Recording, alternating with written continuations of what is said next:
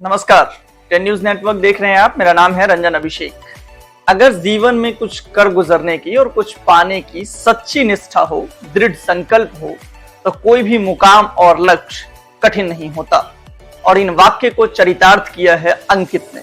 हमारे साथ बातचीत करने के लिए अंकित सिंह हैं। इनका परिचय यूं है कि अंकित सिंह उत्तर प्रदेश से ताल्लुक रखते हैं, सुल्तानपुर के रहने वाले हैं।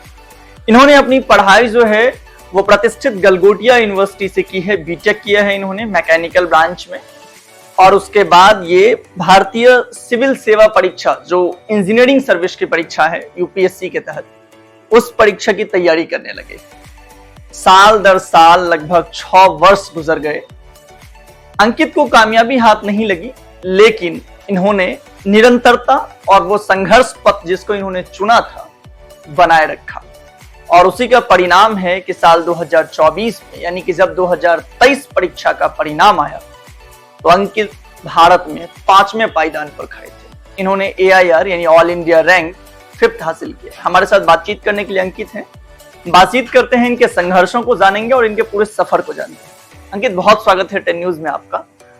पहला सवाल यही है कि आप अपने बारे में कुछ बताइए। आपकी जो जर्नी रही है, स्कूलिंग कहाँ हुई, ग्रामीण पृष्ठभूमि में या CBSE के, क्या रहा है पूरा?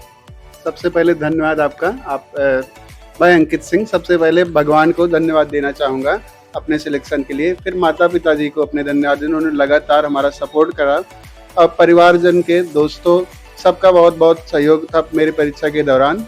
इन सबका धन्यवाद देके मैं आगे बढ़ना चाहूँगा। मैं अंकित सिंह सुल्तानपुर से बिलोंग करता हूँ, टटेरीपुर गाँव से। मेरी प्रारंभिक शिक्षा सरस्वती विद्या मंदिर से 1st to 12th हुई थी। CBSE बोर्ड स्कूल है।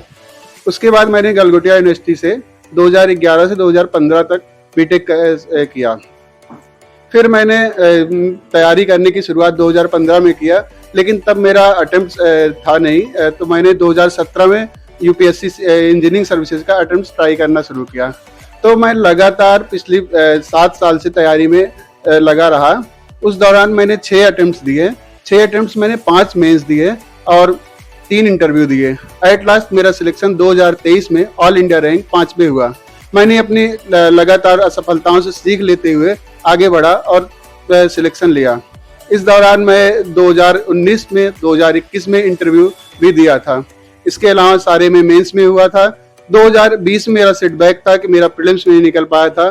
2022 में तबियत खराब हो जाने की वजह से मैं प्रीलिम्स तक नहीं दे पाया था, लेकिन अंत भला तो सब भला, लास्ट में सिलेक्शन ऑल इंडिया रैंक 5 से लिया।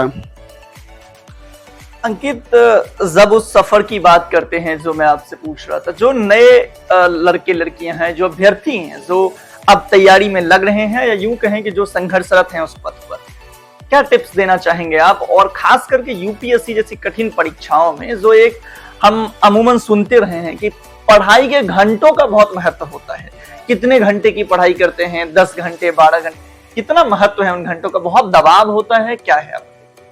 जैसा कि आप लोग जानते हैं, UPSC भारत में सबसे हाई लेवल पेइंग जॉब है, रिपीटेड जॉब है, और इसी वजह से सबसे टफेस्ट एग्जाम पड़ जाता है। हम लोग यहाँ पे सब लोग अपने पृष्ठभूमि से बाहर निकल के आते हैं, ट्राई करते हैं, बहुत अच्छी मेहनत करते हैं, लेकिन कई बार क्या होता है कि हम अच्छी मेहनत करते हैं, लेकिन पहली बार में सफलता हाथ नहीं लगती है, जिसकी वजह से हमें निराशा आ जाती है, हमारा मोटिवेशन कम हो जाता है। तो वो हमारी गलतियां रहती हैं कि हम लोग फिर उससे निकल नहीं पाते हैं और फिर बराबर मेहनत नहीं कर पाते हैं। लेकिन हमको अपना पॉजिटिव एटीट्यूड हरदम लगा रहना चाहिए। जैसा कि मैं अपने बारे में खुद ही देखिए, 6 अटेम्प्ट्स मैंने दिए, तब जाके मेरा सिलेक्शन हुआ। आप तैयारी करते रहिए, पॉजिटिव एटीट्यूड रखिए, लगातार हार्डवर्क अपना लगाए रखिए। सिलेक्शन आज नहीं तो कल होगा ही होगा आपका।